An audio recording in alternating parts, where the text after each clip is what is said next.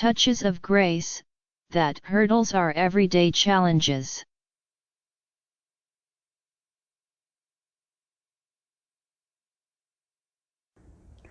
All his life, Andy Golombiewski was known as both a mischievous prankster and a warm-hearted Good Samaritan. As owner of Andy's Bar and Grill, a tavern in Lawrenceville, he was a neighborhood fixture with a reputation for playing pranks on his customers, but also lending them money when they were short. He believed that helping another human being in time of need was the greatest good a man could do. He provided well for his family members in life, and they believed he worked in mysterious ways to provide well for them in death too. At the age of 83, Andy contracted prostate cancer, and in the summer of 1997, his condition took a noticeable turn for the worse. One night in August, he fell into a coma, and his grieving family gathered at his bedside, braced for the inevitable. When hope for an improvement in Andy's condition had all but vanished, and he had been unconscious for hours, his eyelids suddenly fluttered, his fingers began to quiver, and his body trembled. Then his eyes flew open, and they darted around the room with a gleam of intelligence and lucidity.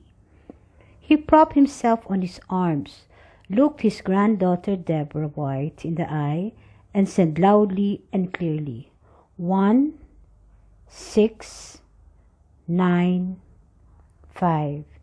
And then, as suddenly as he had stirred, he fell back onto the bed unconscious. And a few hours later, he died. His relatives didn't know what to say of it. They all agreed that Andy had appeared perfectly rational and clear-headed when he had uttered the 4 numbers. But what did these numbers mean? They had clung to the hope that he would awaken from the coma to bask in their love and receive a last embrace. In turn, they had yearned for some final words of love from Andy, or some crowning and climactic nugget of wisdom that would cap his life and serve as a departing testament. But numbers? What kind of message from the grave was that?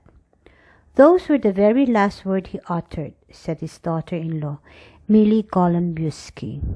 Nobody could figure out the significance of this number. It wasn't anybody's birthday, phone number, address, nothing connected. For the next several hours, the relatives puzzled. They could not shake their conviction that Andy's words held import, and tried to make sense of his communication. What could those numbers mean?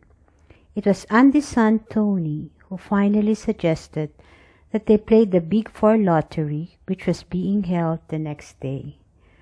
The next evening, they were celebrating a very bizarre and bittersweet lottery win of $23,500. "Andy!" his widow screamed as the numbers were called up. "You are so concerned about your family. You even paid for your own funeral." The win was ironic, his family told reporters later, because during his lifetime, Andy was opposed to gambling and had never even once played the lottery. "He was a prankster," said his granddaughter. "I think he's up there laughing that we only put $1 on the number. He was so kind-hearted," another relative told a TV crew, "that he had to look out for his family, even after he was gone."